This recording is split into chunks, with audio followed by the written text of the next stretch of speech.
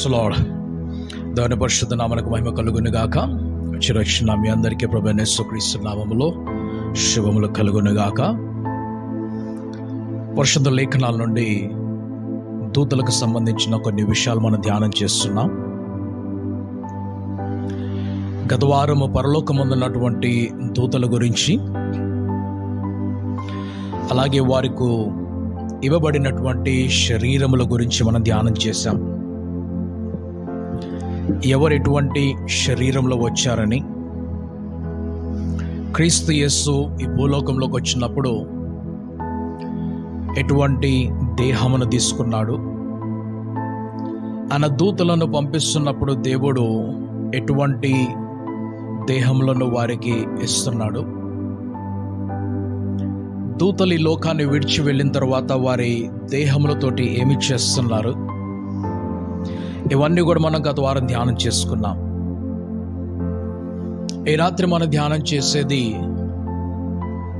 దూతలు ఎన్ని రకాలుగా ఉన్నారు, వారికి ఇవ్వబడినటువంటి బాధ్యతలు ఏమై ఉన్నవి, పరలోకంలో వారు ఎలాగున్నారు, భూలోకంలో వారు ఎలాగున్నారు, పాతాళ లోకంలో వారు ఎలాగున్నారు, ఇవన్నీ కూడా మనం చూస్తున్నాం.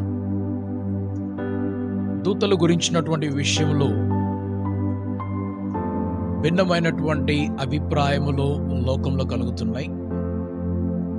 దూతలు అనగానే రెక్కలు ధరించినటువంటి వ్యక్తులు అన్నట్లుగా, లేక జీవులు అన్నట్లుగా కనిపిస్తారు.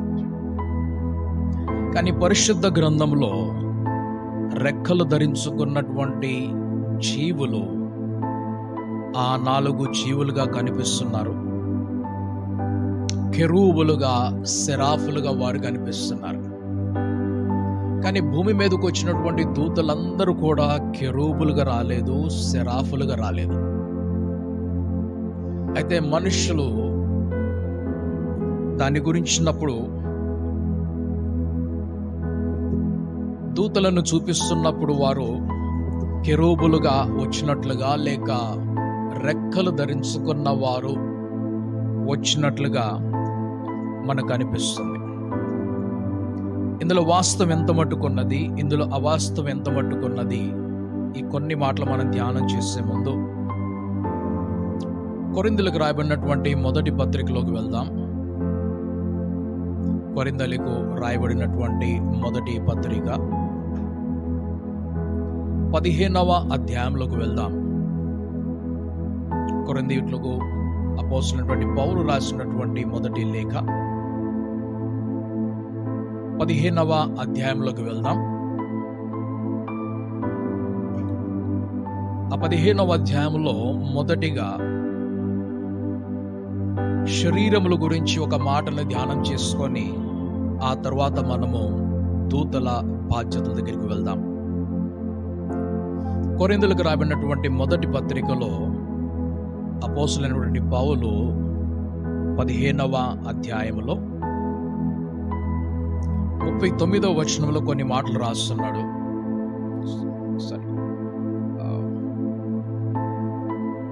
కొరింథీ పత్రిక, మొదటి కొరింథీ పత్రిక 15వ అధ్యాయము.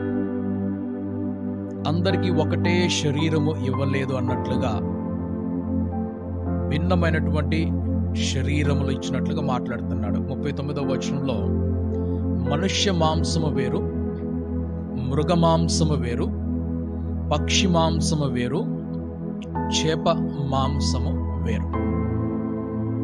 దాని పై వచనంలో చూస్తున్నట్లయితే, అయితే దేవుడే తన చిత్త ప్రకారము నీవు విత్తిన దానికి శరీరము ఇచ్చును, మరియు ప్రతి విత్తనమునకును దాని దాని శరీరము ఇచ్చుచున్నాడు.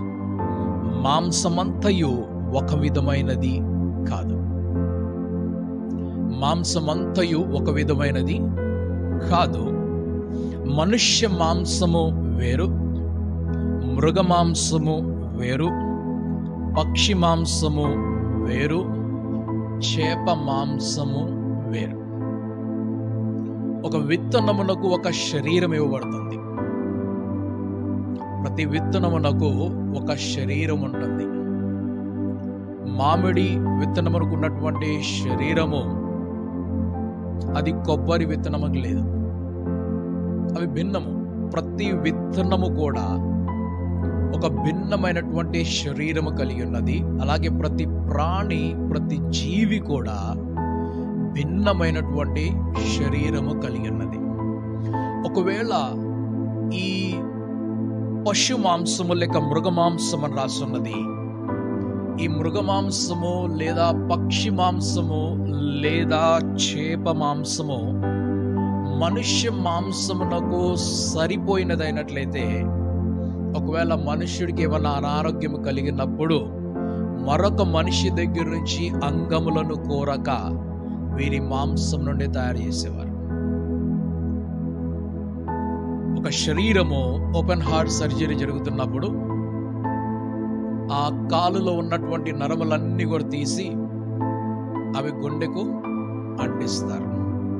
మరలా ఆ మాంసమును పోర్చడానికి అక్కడ ఇక్కడ నుంచి కొంచెం జమ చేసి అదే వ్యక్తి యొక్క మాంసము మరొక వ్యక్తి మాంసం తీసుకోవటం లేదు.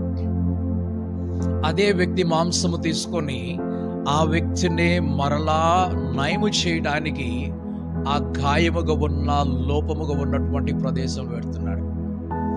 హవ్వను దేవుడు సృజిస్తూ ఉన్నప్పుడు ఆదము ప్రక్కటెముకను తీసి మాంసంతో దాన్ని పూడ్చాడని రాశాడు. ఆయన మాంసంతో పూడ్చాడు. ఆయన ఎక్కడ నుంచి ఏ మాంసం తీసుకొని పూడ్చాడో తెలియదు, కానీ ఒక మాంసం అయితే ఉన్నది, అది పశు మాంసం అయితే కాదు. ఒకవేళ ఉన్నట్లయితే ఆ పశువు యొక్క ఆ భాగము, ఆ అంగము మన శరీరంలో కూడా ఉండేది. అది మన శరీరంలో లేదు. మట్టి నుండి మాంసము చేయగలిగినటువంటి దేవుడు, లేక మట్టి నుండి నరుని సృజించగలిగినటువంటి దేవుడు, ఆ మట్టిని మాంసముగా మార్చినవాడు మరొక మాంసమును మాత్రమే తీసుకొని ఆ ఆదము ప్రక్కటెముల స్థలములో పెట్టాడు.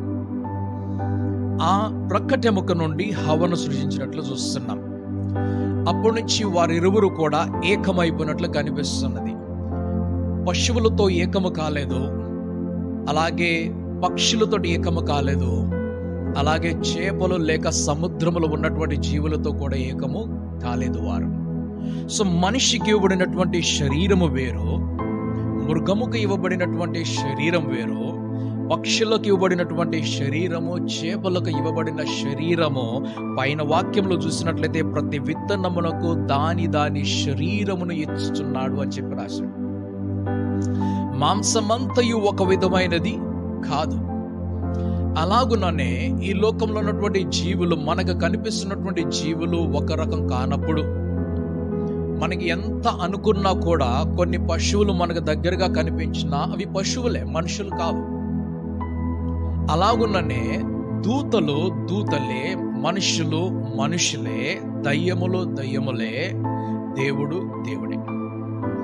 ఆ దేవుని మనం చూస్తున్నప్పుడు త్రిత్వమైనటువంటి దేవుడిగా, త్రియేక దేవుడిగా ఆయన చూస్తున్న, తండ్రి అయిన దేవుడిగాను, కుమారుడైనటువంటి దేవుడిగాను, పరిశుద్ధాత్ముడైనటువంటి దేవుడిగా ఆయనను మనం చూస్తున్నాం.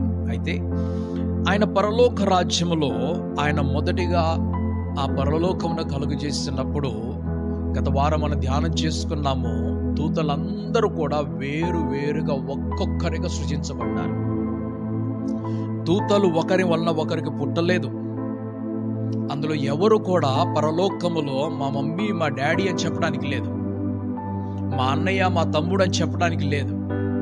ఎందుకంటే అందరూ కూడా వేరు వేరుగానే సృజించబడ్డారు.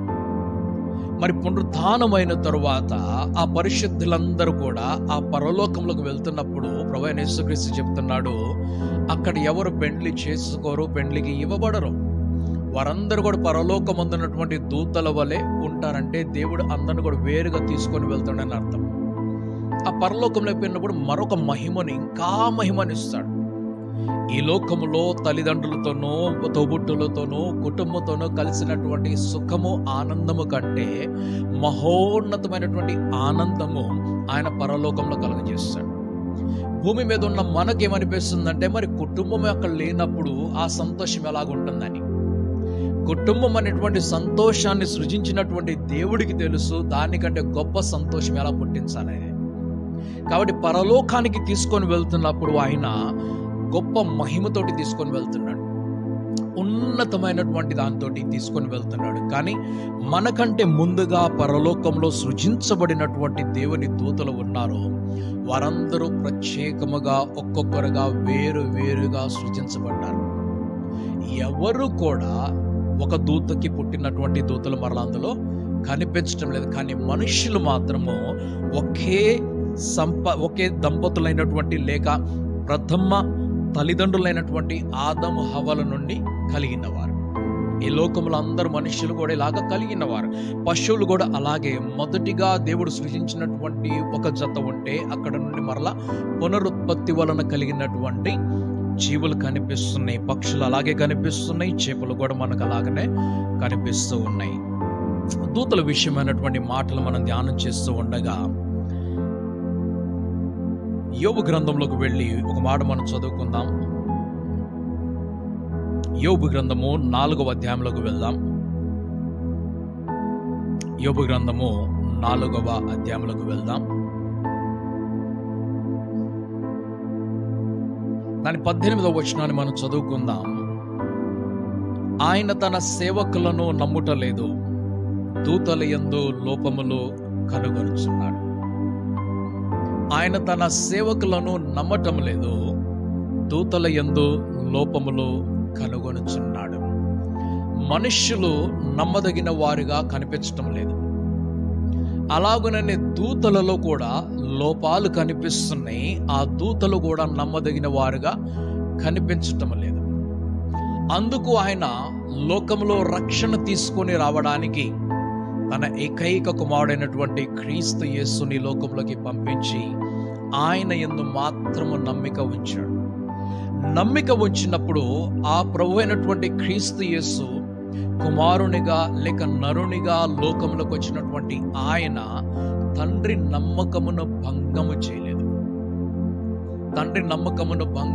ఒక తండ్రి తన కుమారులతో అంటున్నాడు, కుమారుడా పొలములోకి వెళ్ళి పని చేసిరంటే వెళ్తున్నా నానా అని చెప్పాడు, కానీ వెళ్ళలేదు. తండ్రికి నమ్మకాన్ని పుట్టించి నమ్మకమును భంగము చేసినటువంటి కుమారుడు ఆయన. రెండవ కుమారుడు ఉన్నాడు, ఆయన అంటున్నాడు నేను వెళ్ళనని చెప్పాడు, కానీ కొద్దిసేపటి తర్వాత ఆయన తన మనస్సును మార్చుకున్న వాడై ఆయన తండ్రి చిత్తమును నెరవేర్చి తండ్రికి సంతోషాన్ని పుట్టిస్తున్నాడు ఆయన. అందుకు ఇక్కడ కనిపిస్తున్న మాటలో ఆయన నరులను నమ్మటం లేదు, లేక తన సేవకులను నమ్మటం లేదు, తన దూతలలో లోపములు కనుగొనుచున్నాడు. గత వారం మనం ధ్యానం చేసుకున్నాం. దేవుని కుమారులు అనగా పరలోకంలో ఉన్నటువంటి దూతలు భూలోకంలోకి వచ్చినప్పుడు నరుల కుమార్తెలు అందమైన వారుగా కనిపిస్తున్నారని చెప్పి వారు వివాహములు చేసుకొని ఇక్కడే ఉండిపోయి వారి వలన కలిగినటువంటి ఆజాన బాహ సంతానమునకు నెఫీలీలు అనేటువంటి పేరు పెట్టారు. వారు మనుషులకు భిన్నముగా ఉన్నారు. ఆ దైవలోకంలోకి వచ్చినటువంటి దూతలు వారు మనుష్య శరీరమును ధరించుకున్నారు. కానీ మనుష్య శరీరం వారికి ఇవ్వబడినప్పుడు మనుష్యుల ఆకారము కంటే పెద్ద ఆకారము, కానీ గుణములన్నిటిలో మనుష్య గుణము మాత్రమే ఉన్నది. ఎందుకంటే దూతలు మనుషుల దగ్గరికి వచ్చినప్పుడు ఎప్పుడు కూడా మనుష్య రూపంలోనే వచ్చారు. క్రీస్తు మనుషుల దగ్గరికి వచ్చినప్పుడు ఆయన కూడా మనుషుని రూపంలోనే వచ్చాడు. అదే శరీరంలో వచ్చాడు. అవే గుణములు ఉన్నాయి, అవే లక్షణములు ఉన్నాయి.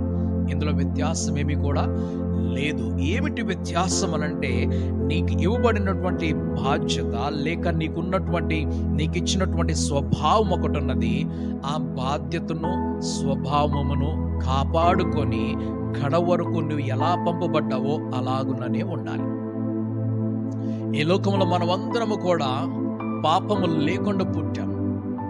ఇప్పుడు పాపము లేకుండా అంటే 2 రకాలు కనిపిస్తుంది. ఒక జన్మ పాపం అని, ఇంకోటి కర్మ పాపం అనేది కనిపిస్తుంది. శిశువులుగా పుట్టినటువంటి వారికి ఎటువంటి పాపము తెలియదు. కర్మ పాపం అనేది వారిలో కనిపించడం లేదు. కాబట్టి జన్మ పాపమునకు పరిహారము కూడా ఏమీ అవసరం లేదు. సో శిశువులుగా పుట్టినటువంటి వారు పెద్దయితూ ఉన్నప్పుడు మంచి అలవాట్లను పోగొట్టుకొని చెడ్డ అలవాట్లను పెద్దయిన తర్వాత తెచ్చుకుంటున్నారు. వారికి ఇప్పుడు మారు మనసు అవసరము, వారికి ఇప్పుడు పాపక్షమాపణ అవసరమై ఉన్నది. ఒకవేళ వారు మారు మనసు పొంది పాపక్షమాపణ పొందుకున్నట్లయితే వారు పరలోక రాజ్యంలో ప్రవేశిస్తారు. ఒకవేళ అలా కాని ఎడల వారు నిత్య నరకమునకు వెళ్తారు. అనగా వారికి ఏ బాధ్యత అయితే ఇవ్వబడినదో, ఏ గమ్యమునకు వారు చేర్చబడాలో ఆ బాధ్యత నుంచి వారు తొలగిపోయి గమ్యస్థానాన్ని పోగొట్టుకున్నారు. కాబట్టి దూతలు వచ్చిన వారు బాధ్యతని పోగొట్టుకున్నారు, దాన్ని విడిచిపెట్టేశారు. వారి గమ్యస్థలమైనటువంటి పరలోక రాజ్యమును వారు వద్దనుకొని ఈ భూమే బాగున్నదనుకొని ఇక్కడే నివసించిపోయారు. దూతల గురించినటువంటి విషయాల్లో సెరాఫుల గురించి, కెరూబుల గురించి కొన్ని మాటలు మనం ధ్యానం చేసుకుందాం. సెరాఫులు, కెరూబుల గురించి యెషయా గ్రంథము 6వ అధ్యాయంలోకి వెళ్దాం. యెషయా గ్రంథము 6వ అధ్యాయంలోకి వెళ్దాం. దాని మొదటి వచనం నుండి చదువుకున్నట్లయితే, రాజైన ఉజ్జియా మృతి నొందిన సంవత్సరమున అత్యున్నతమైన సింహాసనమందు ప్రభువు ఆసీనుడై ఉండగా నేను చూచితిని. ఆయన చొక్కాయి అంచులు దేవాలయమును నిండుకొనెను. ఆయనకు పైగా సెరాపులు నిలిచి ఉండిని. ఒక్కొక్కరికి 6 రెక్కలు ఉండెను. ప్రతివాడు 2 రెక్కలతో తన ముఖమును రెంటితోనూ తన కాళ్లను కప్పుకొనొచ్చు రెంటితో ఎగురుచుండెను. రెంటితో తన ముఖములను కప్పుకొనొచ్చు, రెంటితోటి కాళ్లను కప్పుకొనొచ్చు. ఆ 2 రెక్కలతోటి, శేషమైనటువంటి 2 రెక్కలతోటి వారు ఎగురుచుండెను. సైన్యములకు అధిపతియగు యెహోవా పరిశుద్ధుడు, పరిశుద్ధుడు, పరిశుద్ధుడు, సర్వలోకము ఆయన మహిమతో నిండి ఉన్నది అని గొప్ప స్వరముతో గాన ప్రతిగానములు చేయుచుండె. వారి కంఠ స్వరము వలన గడప కమ్ముల పునాదులు కదులుచు మందిరము ధూమము చేత నిండగా నేను, అయ్యో, నేను అపవిత్రమైన పెదవులు గలవాడను, అపవిత్రమైన పెదవులు గల జనుల మధ్యను నివసించువాడను, నేను నశించితిని, రాజును సైన్యములకు అధిపతినగు యెహోవాను నేను కనులారా చూచితననుకొంటిని. అప్పుడు ఆ సెరాపులలో ఒకడు తాను బలిపీఠము మీద నుండి కారుతో తీసిన నిప్పును చేత పట్టుకొని నా యొద్దకు ఎగిరి వచ్చి నా నోటికి దానిని తగిలించి, ఇది నీ పెదవులకు తగిలెను కనుక నీ పాపమునకు ప్రాయశ్చిత్తమాయెను, నీ దోషము తొలగిపోయెను అనెను. అప్పుడు నేను, ఎవరిని పంపెదను, మా నిమిత్తము ఎవడు పోవునని ప్రభువు సెలవయ్యగా వింటిని. అంతటా నేను, చిత్తగించుము, నేనున్నాను, నన్ను పంపుమనగా ఆయన, నీవు పోయి ఈ జనులతో ఇట్లనము, మీరు నిత్యము వినుచుందురు గాని గ్రహింపకుందురు, నిత్యము చూచుచుందురు గాని తెలుసుకొనకుందురు. వారు కన్నులతో చూచి, చెవులతో విని, హృదయంతో గ్రహించి, మనస్సు మార్చుకొని స్వస్థత పొందకపోవునట్లు ఈ జనుల హృదయము క్రొవ్వు చేసి వారి చెవుల మందపరిచి వారి కన్నులు మూయించుమని చెప్పాను. ప్రభువా, ఎన్నాళ్ళ వరకు అని నేను అడగగా ఆయన, నివాసులు లేక పట్టణములను, మనుషులు లేక ఎండ్లను పాడగు వరకు, దేశము బొత్తిగా బీడగు వరకును యెహోవా మనుషులను దూరముగా తీసుకొని పోయినందున దేశంలో నిర్జనమైన స్థలములు విస్తారముగు వరకును అలాగున జరుగును. దానిలో 10వ భాగము మాత్రము విడువబడును, అదియును నాశనమగును. సింధూర మస్తకి వృక్షములు నరకబడిన తరువాత అది మిగిలియుండును, మొద్దుల వలె నుండును, అట్టి మొద్దు నుండి పరిశుద్ధమైన చిగురు పుట్టును. ఈ ఆఖరి వచనము క్రీస్తు యేసు యొక్క ప్రవచనం. రక్షణార్థమైనటువంటి మాటల గురించి యెషయా తనకు కలిగినటువంటి దర్శనములో ఆ దేవునితో మాట్లాడుతూ ఉన్నాడు. అయితే మనస్సు కాఠిన్యము కలిగినటువంటి వారు, కన్నులుండి చూడలేని వారు, చెవులుండి వినలేని వారు, మనస్సుండి కూడా గ్రహించలేనటువంటి జనము గురించి మాట్లాడుతున్నాడు. ఎంతకాలము జరుగుతుందంటే ఈ పట్టణములన్నీ కూడా నిర్జనముగా మారిపోయి శేషమైన వారు కూడా పూర్తిగా నశించిపోయే వరకు చెప్తున్నాడు. ఆ తరువాత చూస్తున్నట్లయితే ఒక మొద్దు ఉన్నదట. ఆ మొద్దు నుండి శేషముగా మిగిలిపోయినటువంటి మొద్దు నుండి ఒక చిగురు పుట్టును. దాన్ని యెషయి మొద్దు నుండి చిగురు పుట్టెను అని అంటున్నారు. రాజైనటువంటి ఉజ్జియా మృతి నొందినటువంటి సంవత్సరంలో అత్యున్నతమైన సింహాసనమందు ప్రభువు ఆసీనుడిగా నేను చూచితిని. రాజు చనిపోయాడు. రాజు చనిపోతే ప్రవక్తకు బాధ కలిగింది. రాజు చనిపోయాడు, ప్రవక్తకు బాధ కలిగింది. ఇంతకు ముందు చూసినట్లయితే రాజైన హిజ్కియా వద్దకు ఈ యెషయా వెళ్తున్నట్లుగా కనిపిస్తాడు. హిజ్కియా వద్దకు వెళ్తున్నాడు. ఇప్పుడు ఉజ్జియా వద్దకు వెళ్తున్నాడు. ఉజ్జియా రాజు చనిపోయాడు. చనిపోయినప్పుడు అందరికంటే దుఃఖము పుట్టింది ఎవరికనగా ప్రవక్తకు దుఃఖం పుట్టుకొనిచ్చింది. ఇప్పుడు రాజు లేడు. ఆ దేవుని యొక్క మాటలు వినేటువంటి రాజు ఉండటము అన్నిటికంటే ప్రాముఖ్యము. ఆ దేవుని నిబంధనను తెలుసుకున్నటువంటి, ఆయన కట్టడలను తెలుసుకున్నటువంటి రాజు ఉండుట అది ప్రాధాన్యం. రాజులు ఎంతో మంది ఉన్నారు.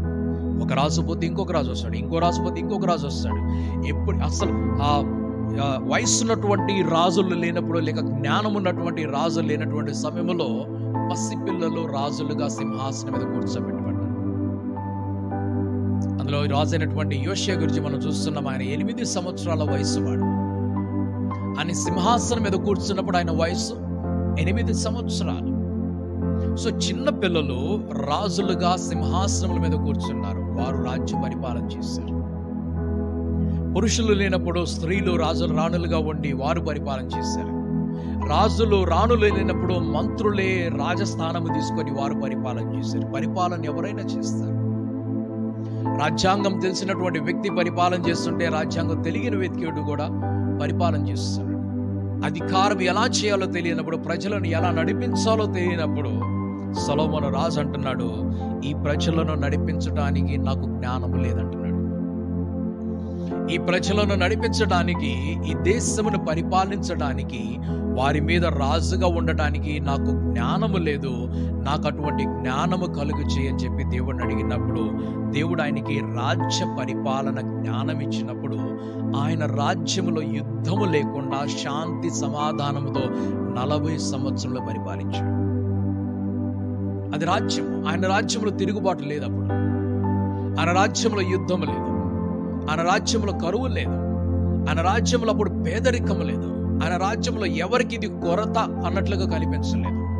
అంత గొప్పగా ఆయన పరిపాలన చేస్తూ ఉన్నాడు. సో రాజు అయినటువంటి ఉజ్జియా చనిపోయినప్పుడు, ఆయన మృత్యు నొందినప్పుడు ప్రవక్త దేవుని ముఖాన్ని చూడటానికి వెళ్తున్నాడు.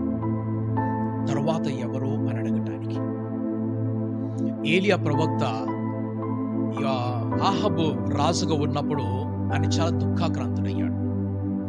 ఎందుకంటే ఆహాబు రాజు అందరిని కూడా దేవుడి నుంచి దూరం చేసి ఆయన భార్య అయినటువంటి యెజబెలు దేవతలను మ్రొక్కే విధంగా నడిపించాడు.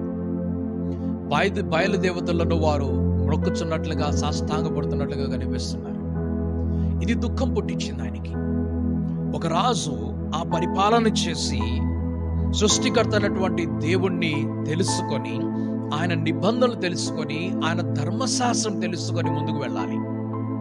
కానీ రాజు ధర్మశాస్త్రాన్ని తృణీకరించాడు. సృజించినటువంటి ఆ దేవుణ్ణి తృణీకరించాడు. ఆయన మంచి వ్యవస్థను తృణీకరించాడు. అంత మాత్రమే కాకుండా ప్రజలందరినీ కూడా తప్పు తోవలో పట్టించాడు. అందుకు ఏలియా అడుగుతున్నాడు, ఎంతకాలం మీరు 2 ఆలోచనలు కొట్టి వెంటాడుతూ ఉంటారు? బయలు దేవుడైతే బయలు వెనకాల వెళ్ళండి, యెహోవా దేవుడైతే ఆయనను అనుసరించండి అని చెప్తున్నాడు. సో రాజుగా ఉన్నటువంటి వ్యక్తి ఒకవేళ ఆ దేవుడి మనస్సు లేకపోతే, ఆయన గుణములు లేకపోయినట్లయితే ఆ దేశంలో ఆయన శాసనం ఉండదు, ఆయన రాజ్యము నడిపించబడదు, ఆయన కట్టడలు ఉండవు, ఆయన నియమములు ఉండవు, ఆయన ధర్మశాస్త్రం ఉండదు, ఆయన ఆరాధన ఉండదు. అందుకు ఉజ్జియా రాజు చనిపోయిన తరువాత ఈ ప్రవక్త అయినటువంటి ప్రవక్త అయినటువంటి యెషయా ఇప్పుడు దేవుని సన్నిధిలోకి వెళ్తున్నాడు. ఆయన దేవుని సన్నిధిలోకి వెళ్ళినప్పుడు ఆ దేవుడు తన ముఖ దర్శనమును ఆయనకి ఇస్తున్నాడు. ఆయన స్వరూపమును ఇస్తున్నాడు. పూర్తి ముఖ దర్శనము లేదు. పూర్తి ముఖ దర్శనం మనకి ఎక్కడ కూడా కనిపించదు. దేవుని యొక్క పూర్తి ముఖ దర్శనం కనిపించదు. అదే ప్రకటన గ్రంథంలోకి వెళ్ళి 4వ అధ్యాయంలో చూసినట్లయితే, ప్రకటన గ్రంథము 4వ అధ్యాయము దాని 2వ వచనం చూసినట్లయితే, వెంటనే నేను ఆత్మవశుడనైతిని, ఇదిగో పరలోకమందు ఒక సింహాసనము వేయబడి ఉండెను, సింహాసనమునందు ఒకడు ఆసీనుడై ఉండెను. ఆసీనుడైన వాడు దృష్టికి సూర్యకాంత పద్మరాగములను పోలినవాడు, మరకతము వలె ప్రకాశించు ఇంద్రధనుస్సు సింహాసనమును ఆవరించి ఉండెను. సింహాసనము చుట్టూ 24 సింహాసనములుండెను. ఈ సింహాసనములందు 24 పెద్దలు తెల్లని వస్త్రములు ధరించుకొని తమ తలల మీద సువర్ణ కిరీటములు పెట్టుకున్న వారై కూర్చుండెని. ఆ సింహాసనములో నుండి మెరుపులను, ధ్వనులను, ఉరుములను బయలుదేరుచున్నవి. మరియు ఆ సింహాసనం ఎదుట 7 దీపములు ప్రజ్వలించుచున్నవి. అవి దేవుని 7 ఆత్మలు. మరియు ఆ సింహాసనం ఎదుట స్ఫటికమును పోలిన గాజు వంటి సముద్రం ఉన్నట్టుండెను. ఆ సింహాసనకు మధ్యను, సింహాసనము చుట్టూను, ముందు వెనుక కన్నులతో నిండిన 4 జీవులు ఉండెను. ఈ 4 జీవుల గురించే యెషయా మాట్లాడుతున్నాడు. ఈ 4 జీవుల గురించే అపోస్తలుడైనటువంటి యోహాను కూడా మాట్లాడుతున్నాడు. అదే ప్రకటన గ్రంథంలో 6వ అధ్యాయంలోకి మనం వెళ్దాం. ప్రకటన గ్రంథము 6వ అధ్యాయము 9-10 వచనాలు చదువుకుందాం. ప్రకటన గ్రంథము 6వ అధ్యాయము 9-10 వచనాలు. ఓకే, సో మనం కొంచెం ముందుకు వెళ్దాం. ప్రకటన గ్రంథం అది చదువుకున్నాం, మనము పైకి వెళ్దాం. మనం ఇప్పుడు 5వ అధ్యాయము 1-7 వచనాలు చదువుకుందాం. 5వ అధ్యాయము ప్రకటన గ్రంథము 5వ అధ్యాయము 1వ వచనం నుండి 7 వచనాలు. మరియు లోపటను వెలుపటను వ్రాత కలిగి 7 ముద్రలు గట్టిగా వేసి ఉన్న ఒక గ్రంథము సింహాసనమునందు ఆసీనుడయుండు వాని కుడి చేత చూచితిని. మరియు దాని ముద్రలు తీసి ఆ గ్రంథం విప్పుటకు యోగ్యుడైన వాడు ఎవడని బలిష్ఠుడైన ఒక దేవదూత బిగ్గరగా ప్రచురించగా చూచితిని.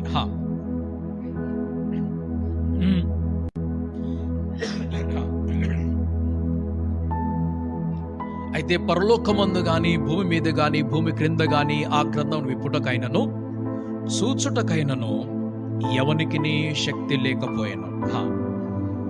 ఆ గ్రంథం విప్పుటకైనను చూచుటకైనను యోగ్యుడెవడను కనబడనందున నేను బహుగా ఏడ్చుచుండగా ఆ పెద్దలలో ఒకడు 7వకము, ఇదిగో దావీదుకు చిగురైన యూదా గోత్రపు సింహము 7 ముద్రలను తీసి ఆ గ్రంథమును విప్పుటకై జయము పొందెనని నాతో చెప్పాను.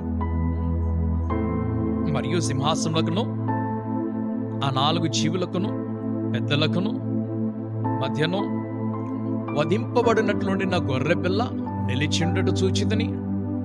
ఆ గొర్రెపిల్లకు 7 కొమ్ములను, 7 కన్నులను. ఆ కన్నులు భూమి అంతటికి పంపబడిన దేవుని 7 ఆత్మలు. ఇంతకుముందు చూస్తున్నటువంటి దేవుని 7 ఆత్మలు ఎవరా? దేవుని 7 ఆత్మలు అంటే గొర్రె పిల్లలు నిలిచిండుట చూచితిని. ఆ గొర్రె పిల్లకు 7 కొమ్ములను, 7 కన్నులు నుండెను. ఆ కన్నులు భూమి అంతటికి పంపబడిన దేవుని 7 ఆత్మలు. సరే, మరల అక్కడికి వస్తాము. పరలోకమందున్నటువంటి దేవుణ్ణి ఆయన చూస్తున్నాడు. మనుషునికి దుఃఖం పుట్టినప్పుడు, సహజముగా దుఃఖం పుట్టినప్పుడు దైవ దర్శనం కలగాలి. మనుషునికి బాధ కలిగినప్పుడు దైవ దర్శనం కలగాలి. మనుషునికి నష్టము కలిగినప్పుడు దైవ దర్శనము కలగాలి. మనుషునికి అవమానము కలిగినప్పుడు దైవ దర్శనము కలగాలి. ఎందుకంటే సంతోషంలో మనం దేవుణ్ణి చూడలేము. సంతోషంలో దేవుని చూడగలిగిన వాడు దుఃఖములో కూడా దేవుని చూడగలడు. ఆయన ప్రణాళికను తెలుసుకొని ముందుకు నడవగలడు. సంతోషంలో ఎవరు కూడా దేవుణ్ణి చూడరు. ఎందుకంటే సంతోషముగా ఉన్నాం కాబట్టి ఆ సంతోషముతోనూ, ఆ సుఖముతోనూ, ఆ ఆనందంతోనూ గడుపుతున్నటువంటి సమయంలో అందులో సందేహం లేదు. దేవుడిచ్చినటువంటి సంతోషమే అది. ఇందులో సందేహం లేదు. దేవుడు కలుగజేసిన సుఖమే అది. ఇందులో సందేహము లేదు. దేవుడిచ్చినటువంటి ఆశీర్వాదములేవి వాటితో జీవిస్తూ ఉన్నప్పుడు మనం వాటిని చూస్తున్నాము, కానీ కలుగు చేస్తున్న దేవుడిని కృతజ్ఞతతోటి కొన్ని నిమిషములు మాత్రమే చూడగలిగాం. ఆ తర్వాత మనం చూడలేకపోతున్నాం. పరిశుద్ధ గ్రంథాన్ని మనం పరిశోధించి చూస్తున్నప్పుడు అనేక మార్లు మనకు కనిపించేది, మనుషులు కష్టములో సంకటములో ఉన్నప్పుడు ఆ దేవుని యొక్క దర్శనం వారికి కలుగుతుంది. ఆపత్కాలం ముందు నమ్మదగినటువంటి సహాయకుడు ఆయన. నాకు మొర్రపెట్టుము, నేనే నీకు ఉత్తరం ఇచ్చేదని చెప్తున్నాడు. యాకోబు తన తండ్రి ఇంట ఉన్నప్పుడు ఆయన దేవుని చూడలేదు. యాకోబు తండ్రి ఇంట ఉన్నప్పుడు తన తండ్రి అయినటువంటి ఇస్సాకు ఆయనను అనుసరించినటువంటి ఆ దేవుణ్ణి ఆయన చూడలేదు. ఆయన తండ్రి అయినటువంటి అబ్రహాము అనుసరించినటువంటి ఆ దేవుణ్ణి యాకోబు చూడలేదు. కానీ ఎప్పుడైతే ఆయన ఇంటి నుండి పారిపోతూ ఉంటే ఆ తల్లి ఆయన్ని పిలిపించి ఆ తండ్రితోటి ఇస్సాకుతోటి యాకోబును మరలా ఆశీర్వదింపజేసినప్పుడు ఆయన అబ్రహాము దేవుడు నీకు తోడుగా ఉన్నాడని చెప్పాడు.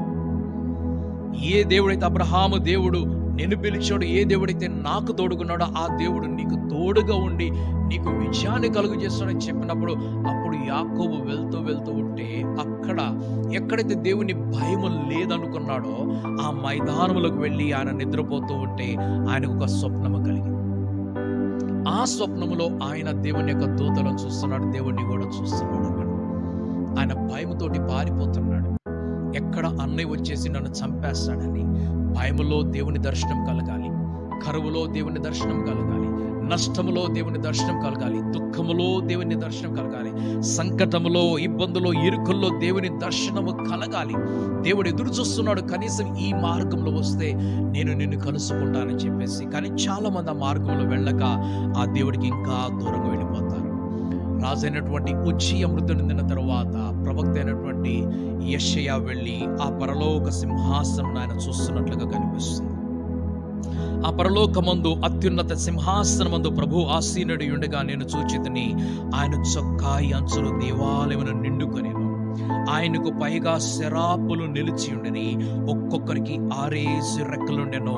ప్రతివాడు 2 రెక్కలతో తన ముఖమును రెంటితోను తన కాళ్ళను కప్పుకొనొచ్చు రెంటితో ఎగురుచుండెను. వారు సైన్యములకు అధిపతియగు యెహోవా పరిశుద్ధుడు పరిశుద్ధుడు పరిశుద్ధుడు, సర్వలోకము ఆయన మహిమతో నిండి ఉన్నది అని గొప్ప స్వరముతోడు గాన ప్రతిగానములు చేస్తున్నట్లుగా కనిపిస్తుంది. పరలోకమందున్నటువంటి ఆ దేవుడు తన దివ్యమైనటువంటి దర్శనమును యెషయాకు కలుగజేస్తున్నాడు. ఆ సెరాఫులు అక్కడ కనిపిస్తున్నారు. ఈ 4 జీవులకు ఇవ్వబడినటువంటి 6 రెక్కలు కలిగినటువంటి ఈ 4 జీవులకు ఇచ్చినటువంటి పేరు సెరాఫు అని అంటారు. ఇంగ్లీష్లో వాటిని సెరాఫీమ్ అని అంటారు. ఈ సెరాఫులు అనగా దేవుని దూతలై ఉన్నారు. మీరు కూడా మహాదూతలు, మామూలు దూతలు కూడా కాదు, మహాదూతలు, దూతలలో ప్రధానులుగా కనిపిస్తున్నారు. పరలోకంలో ర్యాంకింగ్ ఉన్నది. అందుకనే పరలోకంలో చిన్నవాడు గొప్పవాడు కూడా ఉన్నాడు. అందరూ ఏమనుకుంటారు అంటే పరలోకంలో అందరు సమానంగా ఉంటారు. పరలోకంలో అందరు సమానంగా ఉండరు. ఎవరైతే తగ్గించబడతారో వారు హెచ్చింపబడతాడు. కలిగిన వానికి ఇంకను ఇవ్వబడును, లేని వారి దగ్గర నుంచి ఉన్నవి కూడా తీసివేయబడును. రక్షణ అనేది అనగా నిత్య జీవం అనేది ఒకటి సమానమై ఉన్నది. రక్షణ నిత్య జీవం అనేది మాత్రమే సమానము. అందరికీ నిత్య జీవం ఉన్నది. ప్రభుని నమ్ముకున్న ప్రతి ఒక్కరికి నిత్య జీవం, ప్రభుని నమ్ముకొని వారికి నాశనం. రక్షణ అనేది సమానమై ఉన్నది. ఈ రక్షణలో ఒకరు ముందుగా వచ్చారు, కొందరు తర్వాత వచ్చారు, కొందరి ఆఖరి క్షణంలో వచ్చారు. అందరికీ సమానం. అది పోలిక చేయబడినది. పొలంలోకి వెళ్ళి పని చేయి, నీకు వేతనం ఇస్తానన్నాడు.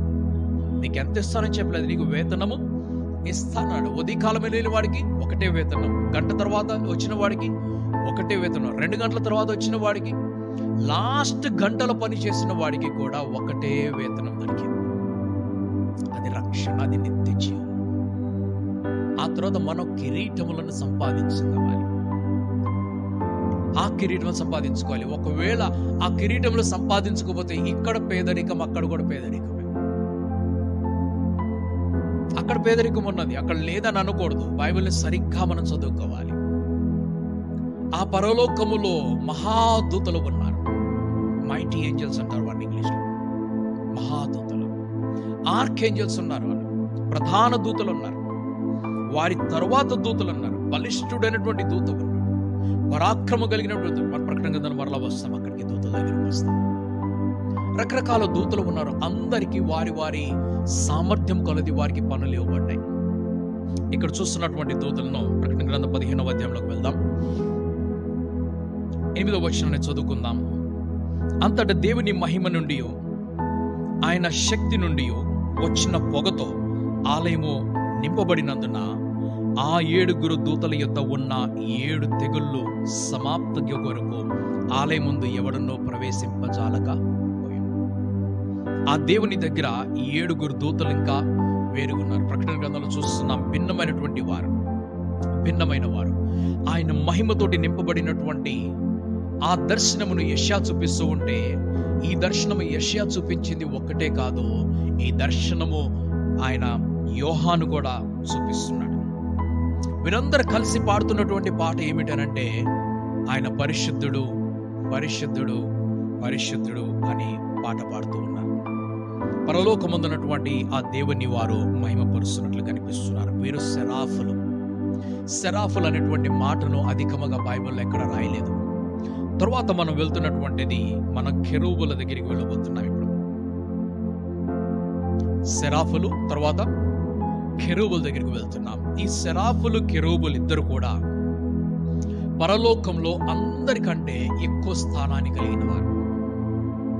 పరలోకంలో అందరికంటే ఎక్కువ స్థానాన్ని కలిగిన వారు. వీరితో పాటుగా ప్రధాన దూతలైనటువంటి గాబ్రియలు, మిఖాయలు కనిపిస్తూ ఉంటారు. వీరి బాధ్యతలు వేరు. ఎవరి బాధ్యతలు వారివే. ఈ పని వారు చేయకూడదు, ఆ పని వీరు చేయకూడదు. ఎవరి పనులు వారే చేయాలి. ఒక సభ నడుస్తూ ఉన్నట్లయితే ఆ సభలో ఆ ప్రదేశమును ఊడ్చేవారు ఒకరు ఉంటారు. ఊడ్చి తుడిచేవారు ఒకరు ఉన్నట్లయితే దాన్ని అమర్చే వాళ్ళు ఒకరు ఉంటారు. కుర్చీలు వేసే వాళ్ళు ఒకరు ఉంటారు. స్టేజ్ సెట్ చేసే వాళ్ళు ఒకరు ఉంటారు. పూలతో అమర్చే వాళ్ళు ఒకరు ఉంటారు. సౌండ్ పెట్టే వాళ్ళు ఒకరు ఉంటారు. లైటింగ్ వేసే వాళ్ళు ఒకరు ఉంటారు. ఎవరి పని వారిది, ఎవరి పని వారిది. అందరు అన్ని పనులు చేయగలిగినా కూడా ఎవరి పని వారికి అప్పగించబడినది. ఒకవేళ ఆల్ రౌండర్ ఉన్నాడు, ఒక 2 గంటల్లోనే మొత్తం సెట్ చేయాలి, ఆయన 20 పనులు చేయాలి. ఆ ఒక్కడికి ఇచ్చినట్లయితే ఆయన 20 గంటల్లో చేస్తాడు ఆ పని. ఆ పనులు చేయడానికి 20 మంది వేరు వేరుగా ఉన్నారు. ఆయనకి అనుచరులుగా కొంతమంది ఉన్నారు, ఆయనకి సహాయకులుగా కొంతమంది కనిపిస్తున్నారు. అలాగే పరలోకంలో దేవుని కార్యములను జరిగించడానికి కోటాను కోట్ల మంది దూతలు ఉండగా ఒక్కొక్కరికి ఒక్కొక్క పని దేవుడు అప్పగించాడు, ఒక్కొక్క బాధ్యతను దేవుడు అప్పగించాడు. ఎవరు కూడా నేను చేశాను కదా, మా లీడర్ చేశాడు కదా, పని అయిపోయిందని చెప్పడానికి లేదు. లీడర్ చేసినంత మాత్రాన పని అయిపోవటం లేదు. అందరూ కూడా పని చేయాలి. మనం ఆదికాండము 3వ అధ్యాయంలోకి వెళ్దాం. ఆదికాండం 3వ అధ్యాయము 23, 24 వచనాలు చదువుకుందాం. ఆదికాండము 3వ అధ్యాయము 23, 24 వచనాలు. దేవుడైన యెహోవా అతడు ఏ నేల నుండి తీయబడినో దాన్ని సేద్యపరచుటకు ఏదేను తోటలో నుండి అతన్ని పంపివేసను. అప్పుడు ఆయన ఆదామును వెళ్ళగొట్టి ఏదేను తోటకు తూర్పు దిక్కున కెరూబులను జీవవృక్షమునకు పో మార్గమున కాచుటకు ఇటు అటు తిరుగులాడుచున్నటువంటి అగ్ని జ్వాలలను ఆయన నిలువబెట్టాను. ఎవరిని నిలబెట్టాడు ఆయన? ఏదేను తోటకు తూర్పు దిక్కున కెరూబులను జీవవృక్షమునకు పోవు మార్గమును కాచుటకు ఇటు అటు తిరుగులాడుచున్న ఖడ్గ జ్వాలలను నిలువబెట్టాను. ఇద్దరిని 2 చోట్ల నిలబెడుతున్నాడు. ఒకటి ఏదేను తోటకు తూర్పు దిక్కున ఎవరిని నిలబెట్టాడంటే కెరూబులను నిలబెట్టాడు. కెరూబులను నిలబెట్టాడు. ఈ కెరూబులు 4 ముఖములు కలిగినటువంటి జీవులు. ఈ కెరూబులు ఇంతకుముందు చూసింది మనము సెరాఫులను చూసాము. వారు 6 రెక్కలు కలిగిన వారు. 6 రెక్కలు కలిగిన వారు. కెరూబులు ఎవరు? 4 ముఖములు కలిగినటువంటి వారు. ఏమిటా ముఖములు? 4 ముఖములు.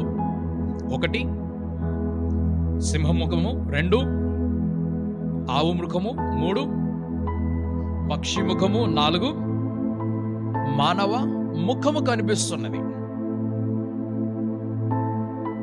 4 ముఖములు కలిగినటువంటి జీవి. ఓకే, 4 ముఖములు కలిగినటువంటి, రైట్? ఓకే, ఎలాగున్నారు వారు? ఇంత ముందున్న వారు ఎవరు? 6 రెక్కలు కలిగిన వారు, వారు సెరాపులు. 4 ముఖములు కలిగిన వారు కెరూబులు. ఇది వ్యత్యాసం గుర్తుపెట్టుకోవాలి. 6 రెక్కలు కలిగిన వారు, వారికి లోపటను బయటను కన్నులున్నాయి. లోపటను బయటను కన్నులు కనిపిస్తూ ఉన్నాయి. ఇక్కడ 6 రెక్కలు కలిగిన వారు సెరాహులు, 4 ముఖములు కలిగిన వారు కెరూబులు కనిపిస్తున్నారు. ఓకే, సో అక్కడికి మనం మరలా వెళ్తాము. ఇప్పుడు ఆదామును ఏ నేల నుండి అయితే దేవుడు తీశాడో ఆ నేలను సిద్ధపరచడానికి పంపించేశాడు. ఏదైనా తోటలో నుండి బయటకు పంపించేశాడు. ఏదైనా తోటలోంచి బయటకు పంపించాడు ఆయన. ఆ తూర్పు దిక్కున ఆయన కెరూబులను నిలబెట్టాడు. తూర్పు దిక్కున. ఆ తూర్పు దిక్కు నుండి ఒకవేళ కెరూబులను దాటుకొని ఆదాము ఈ జీవవృక్ష ఫలం దగ్గరికి వస్తాడేమోనని చెప్పేసి, ఎందుకంటే మనం మొదటిగా చదువుకున్న వాక్యము, ఆయన నరులను, ఆయన సేవకులను నమ్ముటలేదు, ఆయన దూతలలో లోపములను కనుగొంటున్నాడు. ఆయన తన సేవకులను నమ్మడం లేదు, ఆయన తన దూతలలో లోపాలను కనుగొంటున్నాడు. కాబట్టి ఒకవేళ వీరు ఆ దూతలను దాటుకొని ఏదేను తోటకు వస్తారేమో, ఒకవేళ వచ్చినట్లయితే ఆ జీవవృక్ష ఫలము దగ్గర, దాని దగ్గరకు పోకుండా ఇటు అటు తిరుగులాడుచున్న ఖడ్గ జ్వాలలను నిలబెట్టాడు. ఇటు అటు తిరుగుతున్నటువంటి ఖడ్గ జ్వాలలను నిలబెట్టాడు ఆయన. సో దేవుడు ఈ జీవవృక్ష ఫలము దగ్గరికి రానివ్వకుండా ఖడ్గ జ్వాలను నిలబెట్టి ఆ ఏదేను తోటలో ప్రవేశించకుండా ఆయన కెరూబులను నిలబెడుతున్నట్లుగా కనిపిస్తున్నాడు. లేఖనాల్లో మనం కొంచెం ముందుకు వెళ్దాం. యెహెజ్కేలు గ్రంథము 10వ అధ్యాయంలోకి వెళ్దాం. మనం యెహెజ్కేలు గ్రంథము 10వ అధ్యాయంలోకి వెళ్దాం.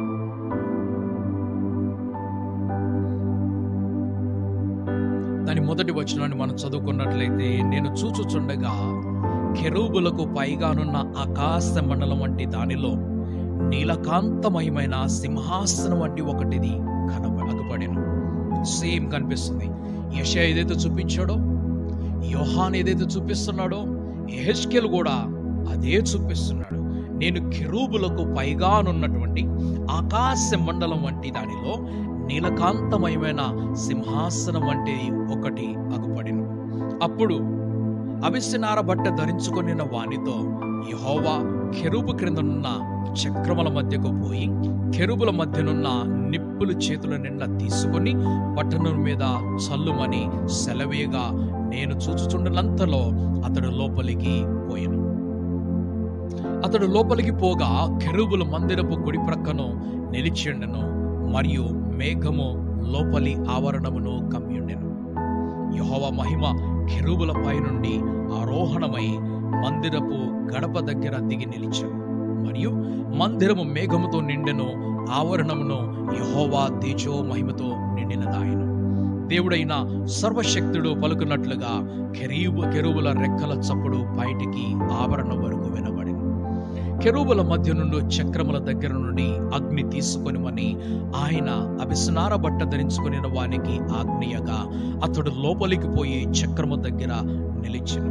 కెరూబులలో ఒకడు కెరూబుల మధ్యనున్న అగ్ని వైపు చెయ్యి చాపి నిప్పులు తీసి అవిసెనార బట్ట ధరించుకుని వాని చేతులుంచగా అతడు అవి పట్టుకొని బయలుదేరెను. అంతలో కెరూబుల రెక్కల క్రింద మానవ హస్తరూపం ఒకటి కనబడెను. నేను చూచుచుండగా ఒక్కొక్క కెరూబు దగ్గర ఒక చక్రము చొప్పున 4 చక్రములు కనబడెను. ఆ చక్రములు రక్తవర్ణపు రాతితో చేయబడినట్లు ఉండెను. ఆ 4 చక్రములు ఏకరీతిగా నుండి ఒక్కొక్క చక్రమునకు లోగా మరి ఒక చక్రమున్నట్లుగా కనబడెను. అవి జరుగుచుండగా 4 వైపులు జరుగుచున్నట్లుండెను. వెనుకకు తిరుగుక జరుగుచుండెను. తల ఏ తట్టు తిరుగునో అవి ఆ తట్టే దాని వెంట పోవచ్చుండెను. వెనుకకు తిరుగుగా జరుగుచుండెను. ఆ 4 కెరూబుల యొక్క శరీరములను, వీపులను, చేతులను, రెక్కలను ఆ చక్రముల చుట్టూను కన్నులతో నిండి ఉండెను. 4ంటికి చక్రములుండెను. నేను నిల్చుండగా తిరుగుడని చక్రములకు ఆజ్ఞ ఇవ్వబడెను. కెరూబులలో ఒక్కొక్క దానికి 4 ముఖములుండెను. మొదటిది కెరూబు ముఖము, రెండవది మానవ ముఖము, మూడవది సింహముఖము, 4వది పక్షిరాజు ముఖమై ఉన్నది. ఆ కెరూబులు పైకెక్కెను. కెబారు నది దగ్గర నాకు కనబడిన జంతువు ఇదే. ఆ కెరూబులు పైకెక్కెను. కెబారు నది దగ్గర నాకు కనబడిన జంతువు ఇదే. కెరూబులు జరుగుగా చక్రములను వాటి ప్రక్కను జరిగెను. కెరూబులు నేల నుండి లేవవలెనని రెక్కలు చాచగా ఆ చక్రములు వాటి యొద్ద నుండి తొలగలేదు. జీవులకున్న ప్రాణము చక్రములలో ఉండెను గనుక అవి నిలువగా ఇవియు నిలిచెను, అవి లేవగా ఇవియు లేచెను. యెహోవా మహిమ మందిరపు గడప దగ్గర నుండి బయలుదేరి కెరూబుల పైతట్టు నిలువగా కెరూబులు రెక్కలు చాచి నేను చూచుచుండగా నేల నుండి పైకి లేచెను. అవి లేవగా చక్రములు వాటితో కూడా లేచెను. అవి యెహోవా మందిరపు తూర్పు ద్వారమునకు వచ్చి దిగి అక్కడ నిలువగా ఇశ్రాయేలీయుల దేవుని మహిమ వాటికి పైగా నిలిచెను. కెబారు నది దగ్గర ఇశ్రాయేలు దేవుని క్రింద నాకు కనబడిన జీవి ఇదే. ఇవి కెరూబులని నేను గుర్తుపట్టితిని. ఒక్కొక్క దానికి 4 ముఖములను 4 రెక్కలను ఉండెను. మరియు ఒక్కొక్క దానికి రెక్క క్రిందను మానవ హస్తము వంటిది ఒకటి కనబడెను. మరియు వాటి ముఖరూపములు కెబారు నది దగ్గర నాకు కనబడిన ముఖరూపముల వలె ఉండెను. అవి వాటి రూపములను అదే విధముగా ఉండెను. ఇవి అన్నీయు ఆయా ముఖముల వైపుగా జరుగుచుండెను. కెరూబుల గురించి చూపిస్తున్నాడు. 4 చక్రములు వారికి ఇవ్వబడ్డాయి.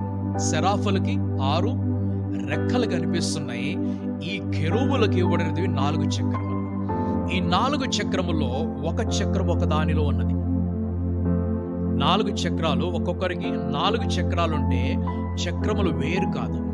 అనగా 16 చక్రములన్నీ కూడా ఒక దానిలో ఒకటి. వారు ఎవరు కూడా వారంతటి వారు ఎటుబడితట్టు వెళ్ళడానికి లేదు. జరగండి అని చెప్పినప్పుడు ఇలా జరుగుతారు, లేక ఇలా జరుగుతారు, వెనక జరుగుతారు, ముందుకు జరుగుతారు, లెగవండి అన్నప్పుడు పైకి లెగుస్తున్నారు. వారంతటి వారు ఎటు కూడా వెళ్ళటానికి లేదు. వారు 4 కూడా ఆ దేవుని కట్టడతోటి కట్టబడిన వారై, వారు ఏ పని కూడా వారంతటి వారు చేయక వారికి ఇవ్వబడినటువంటి ఆజ్ఞ ప్రకారమే చేయడానికి వారిని దేవుడు నియమించాడు. ఇప్పుడు ఈ కెరూబులు మనం చూస్తున్నప్పుడు మొదటిది కెరూబు లేక దేవుని దూత ముఖం కనిపించింది. మరొక భాగంలో మరలా తీసుకొని వెళ్తాను నేను అక్కడికి. 4 ముఖాలు కలిగినటువంటి మరొక భాగము. మొదటిది కెరూబు ముఖము, రెండవది సింహముఖము, మూడవది మానవ ముఖము, 4వది పక్షిరాజు ముఖం మనకు కనిపిస్తున్నది. ఈ 4 ముఖాలు కలిగినటువంటి వారు. అలాగనే వారికి కూడా కన్నులు ఉన్నట్లుగా కనిపిస్తుంది. కన్నులు ఉండుటంటే చూచుట అని అర్థము. హాగరు దగ్గరికి వచ్చినటువంటి దేవుని దూతను హాగరు చూసినప్పుడు ఏమన్నదంటే, చూచుచున్నటువంటి దేవుడవు నీవన్నదాము. నీవు చూచుచున్నటువంటి దేవుడు అయి ఉన్నావు, నీవు చూసేవాడివి. ఆయన కన్నులు అని చెప్తున్నాడు. ఆయన కన్నులు లోపటలో బయటను కలిగినటువంటి కన్నులు. భూలోకమంతా కూడా ఆయన కన్నులు సంచారం చేస్తూ ఉన్నాయి. అంటే ఆయనకి సమస్తము కూడా కనిపిస్తూ ఉన్నది అని అర్థం. సమస్తం వినిపిస్తూ ఉన్నది, సమస్తము కూడా ఆయనకు కనిపిస్తూనే ఉన్నది. ఆ దేవుని యొక్క మహిమతో నిండినటువంటి ఆ సమయాన్ని మరొక ప్రదేశంలో కూడా మనం చూడబోతున్నాము. ఎలాగో దేవుడు తన యొక్క మహిమతోటి దిగి వచ్చాడనేది. మొదటి రాజుల గ్రంథము 6వ అధ్యాయంలోకి వెళ్దాం. మొదటి రాజుల గ్రంథము 6వ అధ్యాయంలోకి వెళ్దాం. దాని 21వ వచనం నుండి చూద్దాం. సొలొమోను రాజు తన దేవుని యొక్క మందిరాన్ని ప్రతిష్ఠ చేస్తున్నప్పుడు జరుగుతున్నటువంటి సంఘటన ఇది. ఇలాగున సొలొమోను మందిరమును లోపల మేలిమి బంగారముతో పొదిగించి గర్భాలయపు ముంగిలిలోకి బంగారపు గొలుసులు గల తెర చేయించి బంగారముతో దాన్ని పొదిగించును.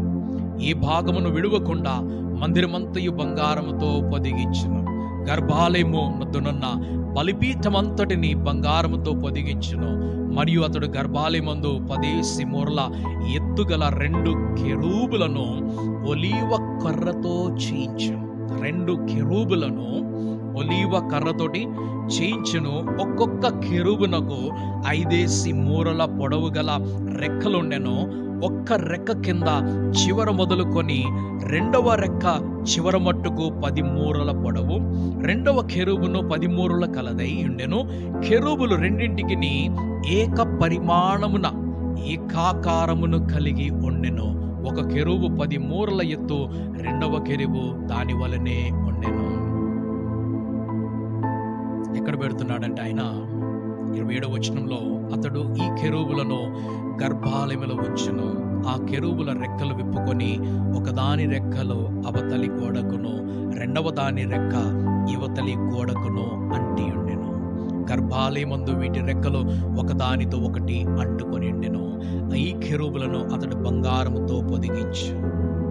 మరియు మందిరపు గోడలన్నిటి మీదను లోపలనేమి వెలుపలనేమి కెరూబులను తమాల వృక్షములను వికసించిన పుష్పములను చెక్కించును. మందిరంలో ఎక్కడ చూసినా కూడా కెరూబులే కనిపిస్తున్నాయి.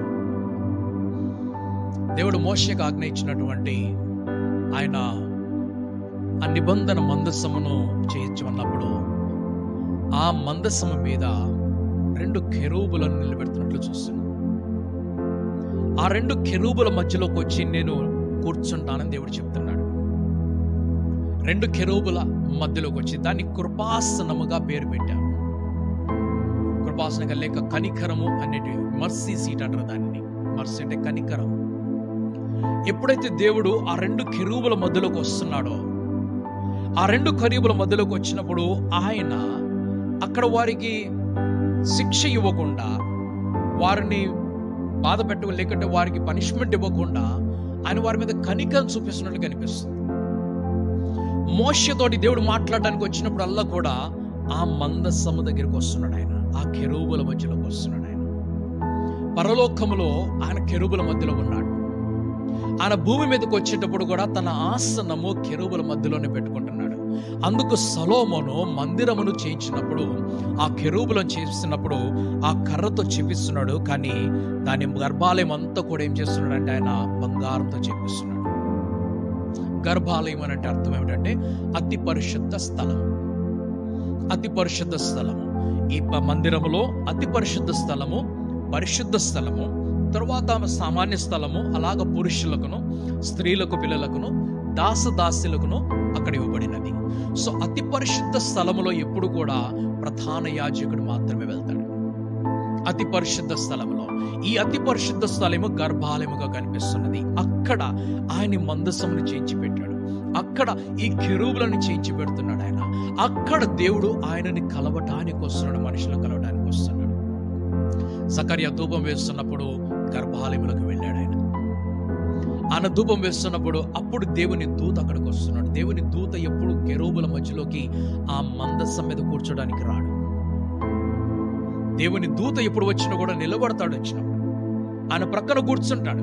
అబ్రహాము దగ్గరికి వచ్చినటువంటి దూతల్లో మనుషుల రూపంలో వచ్చారు. వారు వచ్చి కలిశారు, ముఖముఖాలు చేతులు కడుక్కున్నారు, వారు సేదలు తీర్చుకున్న తర్వాత భోజనం చేశారు, పానీయం చేశారు. సొదొమ గొమొర్రాల వైపు వారు వెళ్ళిపోయారు.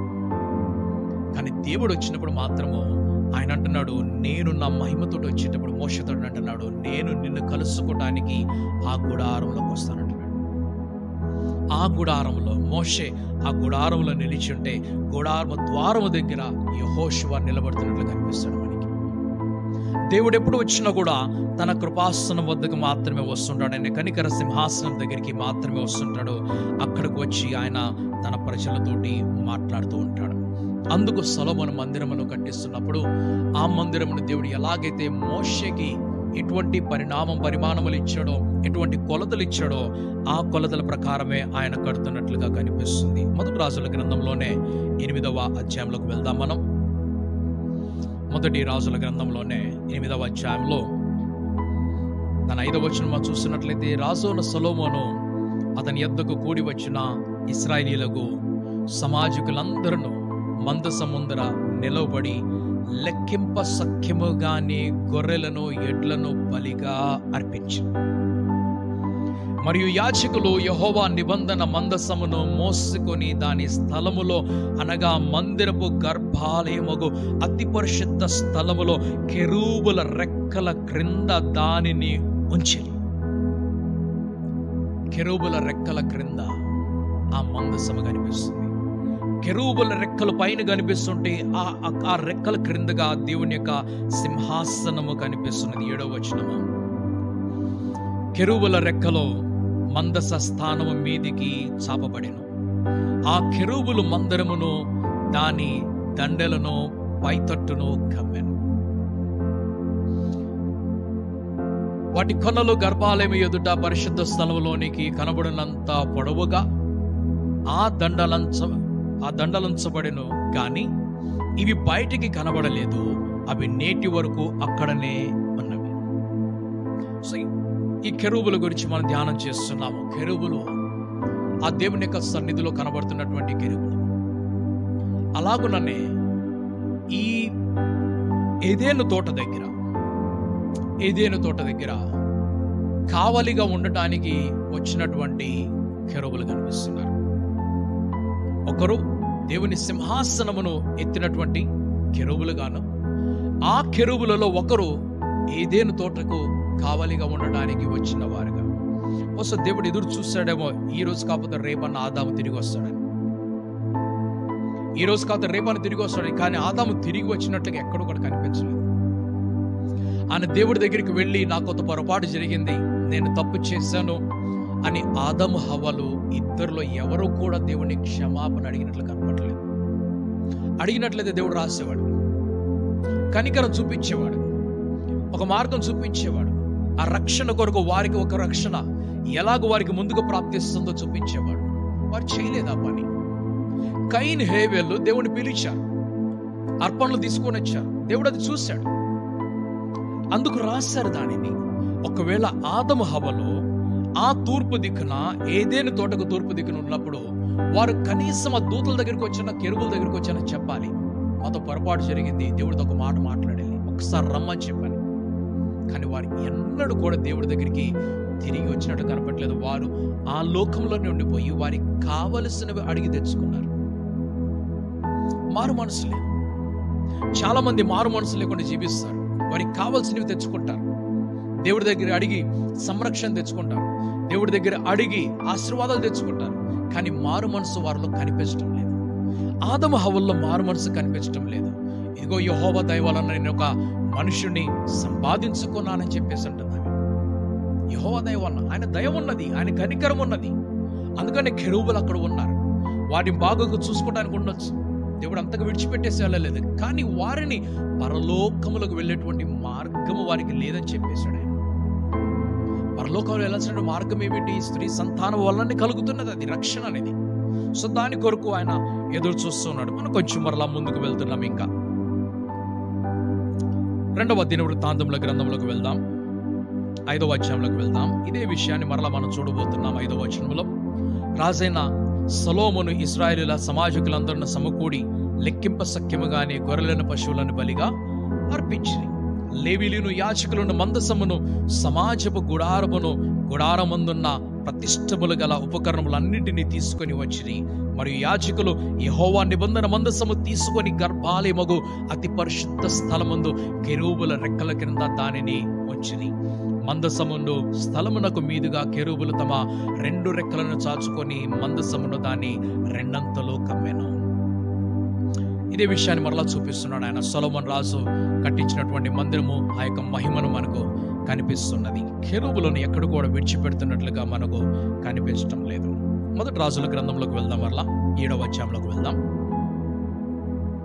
మొదటి రాజుల గ్రంథము 7వ అధ్యాయము 29వ వచనాన్ని మనం చదువుకుందాం. జనుల మధ్యలోనున్న ప్రక్క పలకల మీద సింహములను, ఎడ్లను, కెరూబులు నుండెను. మరియు జనుల మీద అలాగుండెను. మరి జవల మీద అలాగుండెను.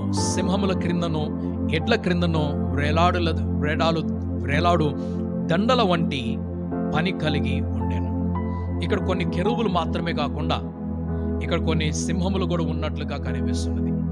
కొన్ని ఆలయములు, అందుకని మనం చూసినట్లయితే పురాతనమైనటువంటి ఆలయములు చూసినప్పుడు ఈ ఎగురుచున్నటువంటి దూతలు లేక కెరూబులు కనిపిస్తారు. రెక్కలు కలిగినటువంటి వారు అక్కడ కనిపిస్తూ ఉంటారు.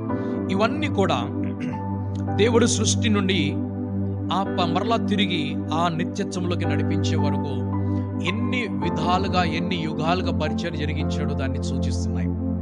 సో మనం ధ్యానం చేస్తున్నప్పుడు కెరూబులు ఈ యొక్క 4 ముఖములు కలిగినటువంటి జీవులుగా మనకు కనిపిస్తున్నట్లుగా చూస్తున్నాం. మొదటి సమూయేలు గ్రంథం 4వ అధ్యాయము 4వ వచనాన్ని మనం చదువుకుందాం. సమూయేలు మొదటి గ్రంథము 4వ అధ్యాయము దాని 4వ వచనం కంటే ముందుగా మొదటి వచనం మరలా చదువుకుందాం మనం. ఇశ్రాయేలీలు ఫిలిష్తీయులతో యుద్ధము చేయుటకై బయలుదేరి ఎబెనెజరులో దిగగా ఫిలిష్తీయులు అఫెక్కులో దిగిరి. ఫిలిష్తీయులు ఇశ్రాయేలీల మధ్య తమను యుద్ధ పంక్తులుగా తీర్చుకొనగా వారి యుద్ధంలో కలిసినప్పుడు ఇశ్రాయేలీలు ఫిలిష్తీయుల ఎదుట ఓడిపోయి యుద్ధ భూమిలోనే ఎక్కువ తక్కువ 4,000 మంది హతులైరి. కాబట్టి జనులు పాలెములోనికి తిరిగి రాగా ఇశ్రాయేలీల పెద్దలు, యెహోవా నేడు మనలను ఫిలిష్తీయుల ముందర ఎందుకు ఓడించెను? షిలోహులోనున్న యెహోవా నిబంధన మందసము మనము తీసుకొని మన మధ్య నుంచుకొందుము రండి. అది మన మధ్య నుండి నెడల అది మన శత్రువుల చేతి నుండి మనలను రక్షించునని. కాబట్టి జనులు షిలోహునకు కొందరిని పంపి అక్కడ నుండి కెరూబుల మధ్య ఆసీనుడయుండు సైన్యములకు అధిపతియగు యెహోవా నిబంధన మందసమును తెప్పించిరి. ఏలీ యొక్క 2 కుమారులైన హోఫ్నియును ఫినెహాసును అక్కడనే దేవుని నిబంధన మందసమునొద్ద ఉండిరి. యెహోవా నిబంధన మందసము దండులోనికి రాగా ఇశ్రాయేలీలందరూ భూమి ప్రతిధ్వని నిచ్చున్నంత గొప్పగా కేకలు. ఫిలిష్తీయుల కేకలు విని హెబ్రీయుల దండులో ఈ గొప్ప కేకల ధ్వని ఏమని అడిగి యెహోవా నిబంధన మందసం దండులోనికి వచ్చనని తెలుసుకొని జడిసి దేవుడు దండులోనికి వచ్చనని అనుకొని, అయ్యో మనకు శ్రమ, ఇంతకు మునుపు వారికి ఇలాగూ సంభ్రమింపలేదు. అయ్యయ్యో మహాశూరుడగు ఈ దేవుని చేతిలోని మనలను ఎవరు విడిపింపగలరో? అరణ్యమందు అనేకమైన తెగుళ్ల చేత ఐగుప్తులను హతము చేస్తున్న దేవుడు ఏనే కదా. ఫిలిష్తీయులారా, ధైర్యము తెచ్చుకొని వారు మీకు దాసులైనట్టు మీరు హెబ్రీయులకు దాసులు కాకుండా బలాఢ్యులై యుద్ధము చేయడని చెప్పుకొనిరి. ఫిలిష్తీయులు యుద్ధము చేయగా ఇశ్రాయేలీలు ఓడిపోయి అందరు తమ దేశాలకు పరిగెత్తి వచ్చేది. ఇశ్రాయేలీలు ఓడిపోలేదు. ఓడిపోయింది ఎవరు? ఫిలిష్తీయులు ఓడిపోలేదు. ఎవరు ఓడిపోయారు? ఇశ్రాయేలీలు ఓడిపోయారు.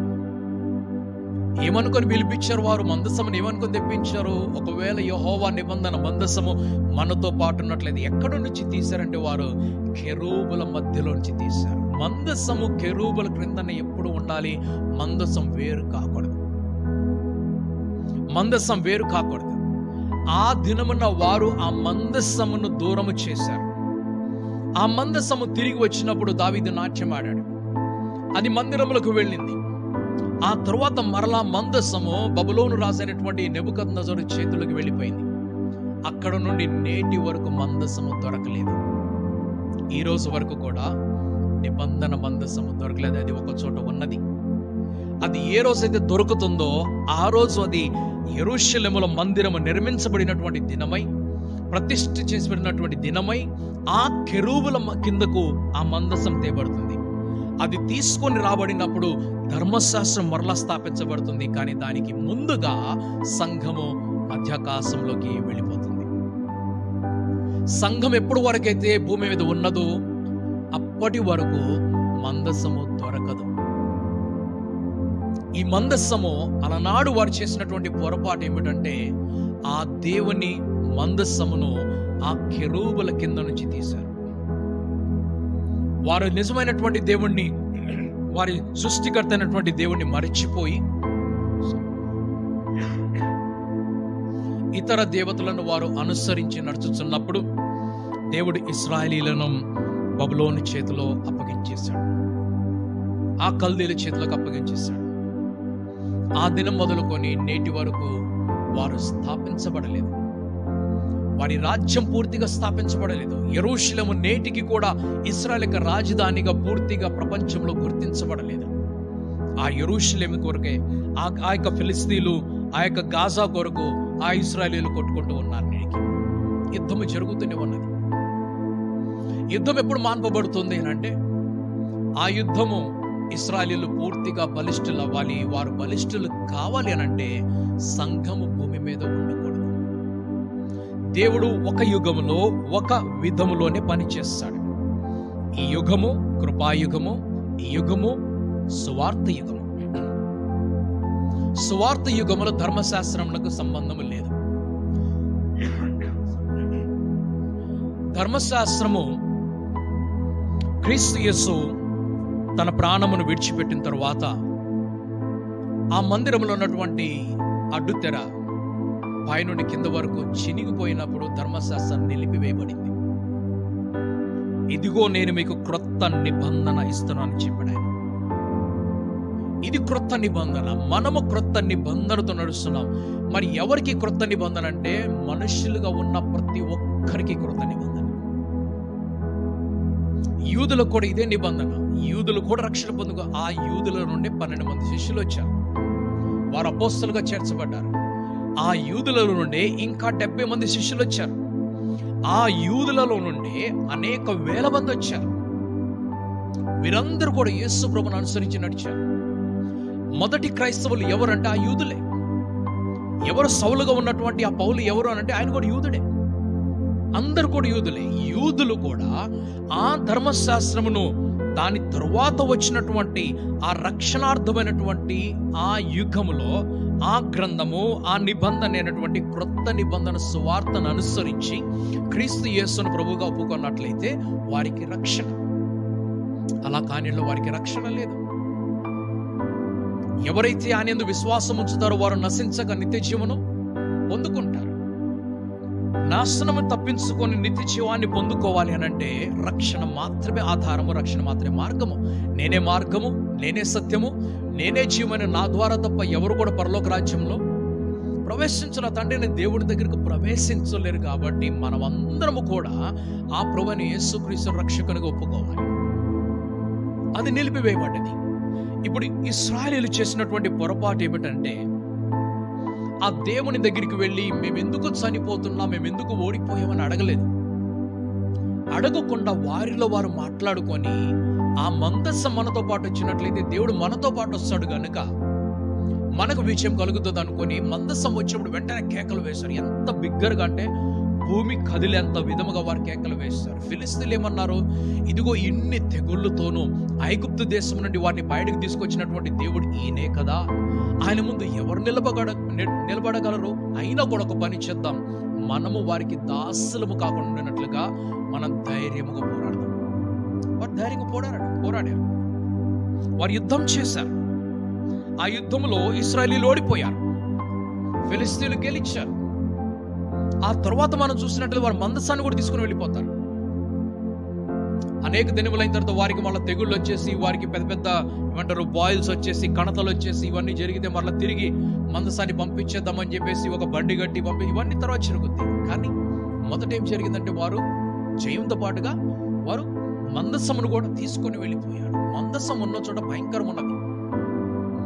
ఆ మందసం తీసుకొని వస్తున్నప్పుడు ఆ గిత్తీడు పట్టుకోగా, వచ్చేటువంటి వ్యక్తి పట్టుకోగా ఆయన ఏమయ్యాడు? చనిపోయాడు అక్కడే. దానికి భయపడినటువంటి దావీదు ఓబేదేదోము యొక్క పొలములో దాన్ని పెట్టాడు, తన ఇంట్లోకి తీసుకొని రాలేదు. మందసం ఉన్న చోట ఆశీర్వాదం ఉన్నది, మందసం ఉన్న చోట భయం ఉన్నది. ఎవరికి భయం అనంటే దేవుడికి విరోధంగా ఉన్న వాడికి భయం. ఎవరికి ఆశీర్వాదం అనంటే దేవుని ప్రకారంగా నడిచేవాడికి ఆశీర్వాదం.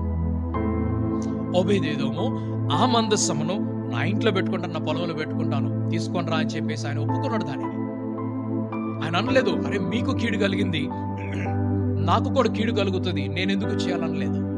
ఆయన దేవుని మందసము అక్కడ ఇక్కడ పెట్టకూడదు, అది దారిలో విడిపడకూడదు. ఎవరు తీసుకోలేదు. రాజైన దావీదు కూడా భయపడ్డాడు, ఆయన తీసుకొని వెళ్ళడం లేదు. అందుకు దానిని ఓబేదేదోము పొలంలో పెట్టినప్పుడు 3 మాసముల దేవుడు ఆయన్ని బహుగా ఆశీర్వదించాడు. ఇది చూసినటువంటి దావీదు ఆ మందసాన్ని మరలా తిరిగి తన ఇంట్లోకి తీసుకొని వెళ్తున్నాడు. సో మందసం ఉన్న చోట ఎవరికి ఆశీర్వాదం అంటే దేవుని ప్రజలకు ఆశీర్వాదము. ఎవరికి నష్టం, ఎవరికి భయం అని అంటే దేవుడికి విరోధంగా నడిచే వారికి. ఫిలిష్తీయులు మందసాన్ని తీసుకొని వెళ్ళారు, వారికి నష్టం కలిగింది, వారికి కష్టం కలిగింది, వారికి ఉపద్రవం కలిగింది. మందసాన్ని మరలా తిరిగి వారు అప్పగించేస్తున్నారు. మందసం ఎప్పుడు కూడా మందిరంలోనే ఉండాలి, మందిరంలో ఉండాల్సింది మందిరంలో ఉండాలి, మందిరంలో ఉండాల్సింది ఎప్పుడు కూడా బయటికి వెళ్ళకూడదు. ఆ కెరూబుల కింద ఆయన మందసము కనిపించాలి. ఆ కెరూబుల కింద ఈ రాత్రి మనం ఇక్కడితో ముగించుకుందాం. మన కెరూబుల గురించి, సెరాఫుల గురించి మనం ధ్యానం చేసుకున్నాం. సెరాఫులు అనేవారు 6 రెక్కలు కలిగినటువంటి జీవులుగా మనకు కనిపిస్తున్నారు. వీరందరూ కూడా దేవుని యొక్క దూతలే అయి ఉన్నారు.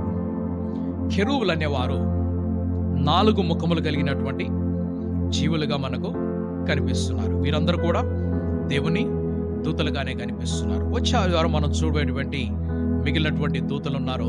ఆ దూతల గురించి మనం ధ్యానం చేయబోతున్నాం. వారిలో ఒక దూత ఎవరు అని అంటే పడిపోయినటువంటి దూత. యెషయా గ్రంథము 14వ అధ్యాయము, యెషయా గ్రంథము 14వ అధ్యాయంలోకి వెళ్దాం.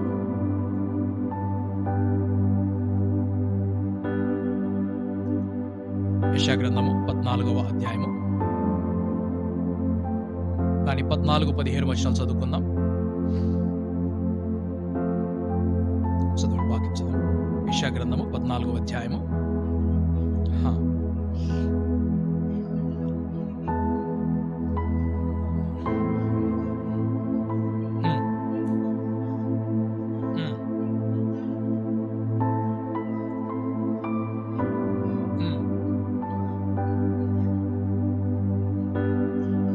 ఓకే, 11-12 వచనాలు చదువుకుందాం.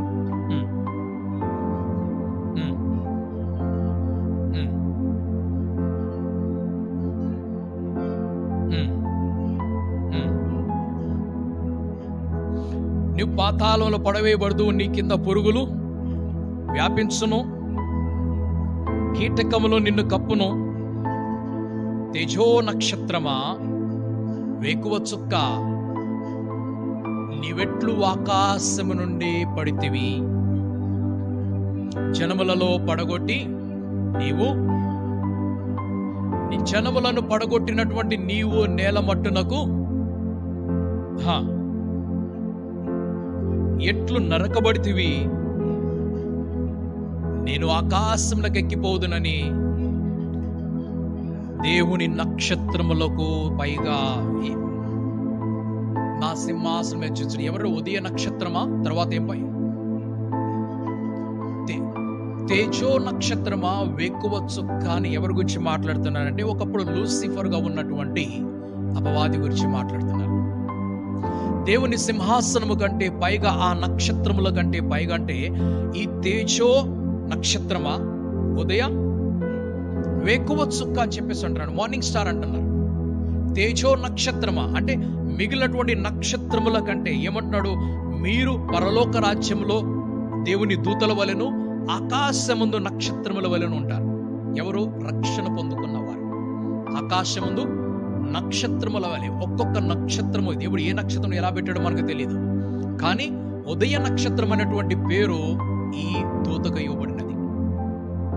తేజో నక్షత్రమా, వేకువ చుక్క. తేజో నక్షత్రమా, తేజోమయమైనటువంటి నక్షత్రము. నీ స్వరూపు నువ్వు ఎలా పోగొట్టుకున్నావు?